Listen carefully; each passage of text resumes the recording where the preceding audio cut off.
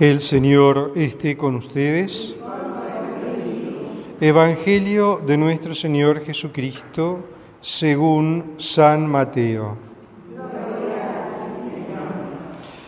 Cuando los fariseos se enteraron de que Jesús había hecho callar a los saduceos, se reunieron con él y uno de ellos, que era doctor de la ley, le preguntó para ponerlo a prueba: Maestro, ¿cuál es el mandamiento más grande de la ley? Jesús le respondió: Amarás al Señor tu Dios con todo tu corazón, con toda tu alma y con todo tu espíritu. Este es el más grande y el primer mandamiento. El segundo es semejante al primero: amarás a tu prójimo como a ti mismo. De estos dos mandamientos dependen toda la ley y los profetas. Palabra del Señor.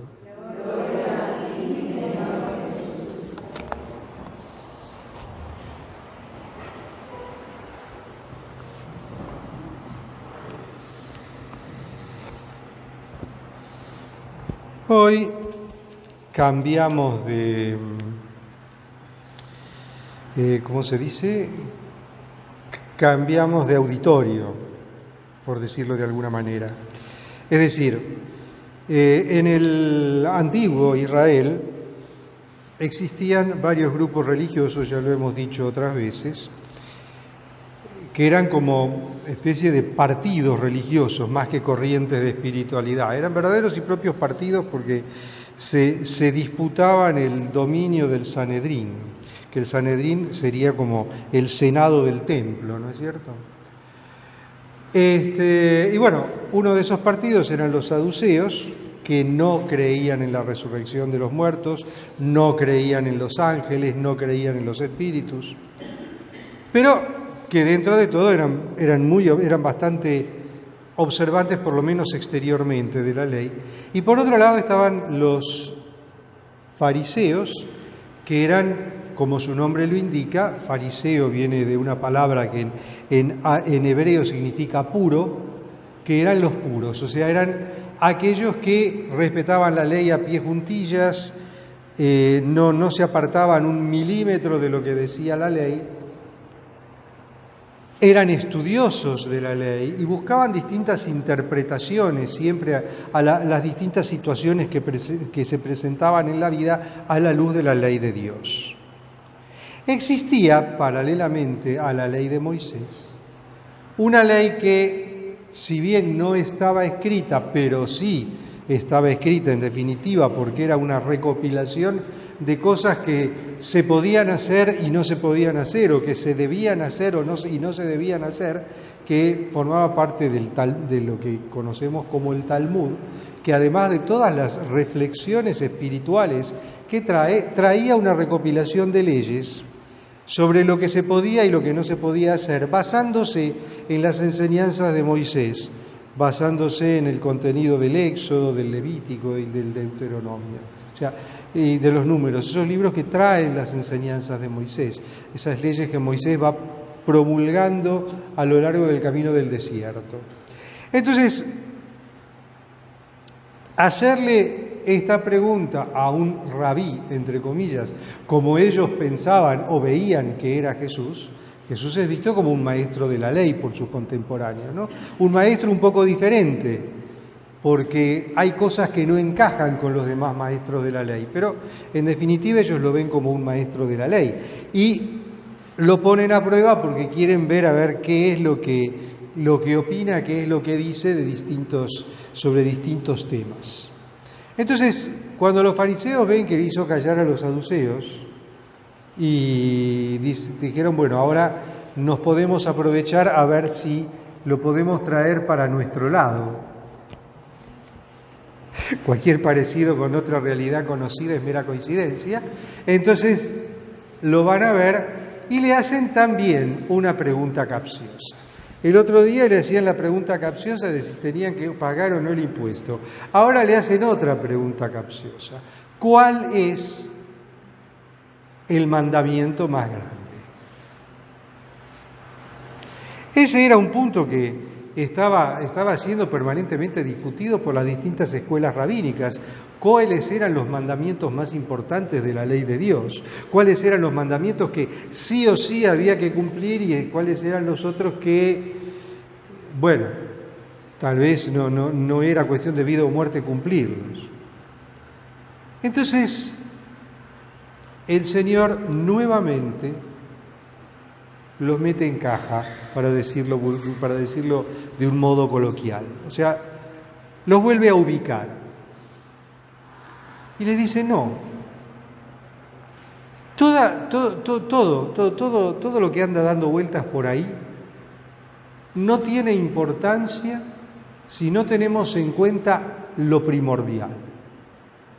¿Qué es lo primordial? Lo primordial es justamente esta frase que dice el Señor,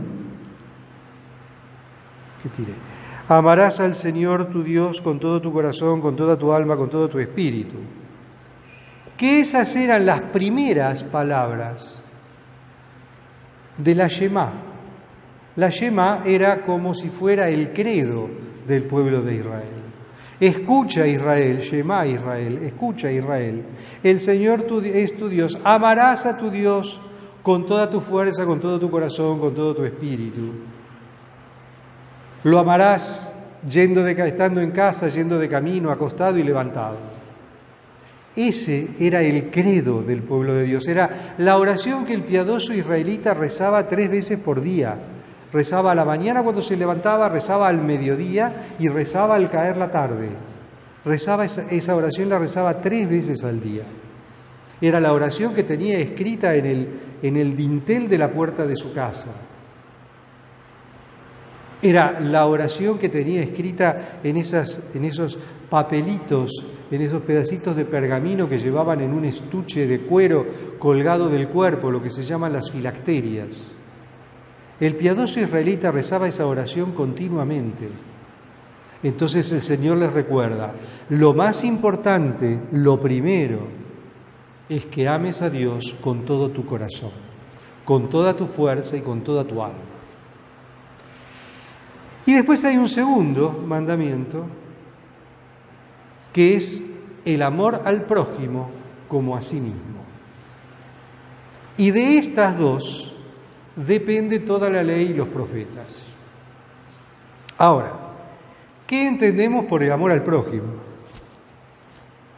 Bueno, en buen cristiano, ese amor al prójimo como a sí mismo se traduce y se refleja en esa escena de la última cena según el Evangelio de Juan, cuando Jesús le dice a sus discípulos, les doy un mandamiento nuevo, ámense unos a otros como yo los he amado. Y ahí el autor del Evangelio de Juan usa un verbo muy especial para hablar de ese amor que tenemos que tener por el hermano. Para nosotros hablar de amor es hablar de amor. Entonces hablamos de amor tanto si nos referimos al amor de pareja, al amor de amigos o al amor espiritual. Pero en griego existen, porque el griego todavía se habla, existen 3 verbos para hablar de eso. Entonces se habla del amor de eros o amor erótico, que implica un amor físico, donde está contenida la expresión física del amor, que se traduce también en el amor sexual. Está el amor de filía, que es ese amor natural que surge por afinidad, el amor entre padres e hijos, el amor entre hermanos, el amor entre amigos. Y está el amor de agape, que es un amor espiritual. Pero ese amor espiritual, a diferencia de los otros 2, que surgen naturalmente, la atracción sexual es lo que va vinculado a nuestras hormonas, o sea que no la podemos controlar, está y está. O sea, O la hay o no la hay, pero no depende de nosotros. Depende de nosotros el saber gobernarla, que es otro tema. El amor de filía, o sea, la atracción natural hacia una persona, y la tenemos, lo que llamamos tener onda o tener empatía o tener simpatía. Queremos a nuestros padres, queremos a nuestros amigos, eso es involuntario.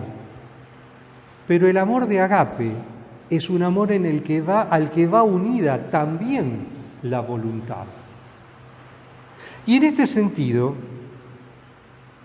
tanto Santa Teresa como Santa Teresita del Niño Jesús, cuando esas dos grandes santas de octubre, ya que estamos en octubre, que cuando hablan del amor a los hermanos, por amor a Dios, hacen mucho hincapié en la necesidad de despojar nuestra alma del propio yo, para ser capaces de abrir el corazón, para amar a los hermanos como Dios quiere que los amemos, y de amar a los hermanos en el nombre de Dios.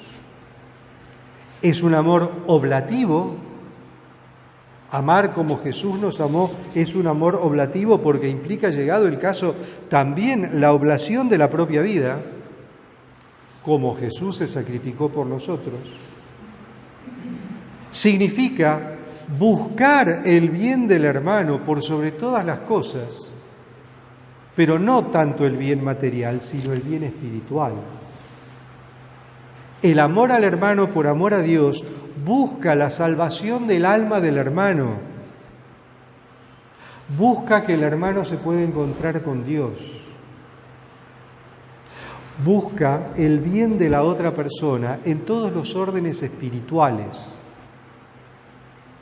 Es decir, ese amor de agape, que es el amor del que nos está hablando el Señor acá,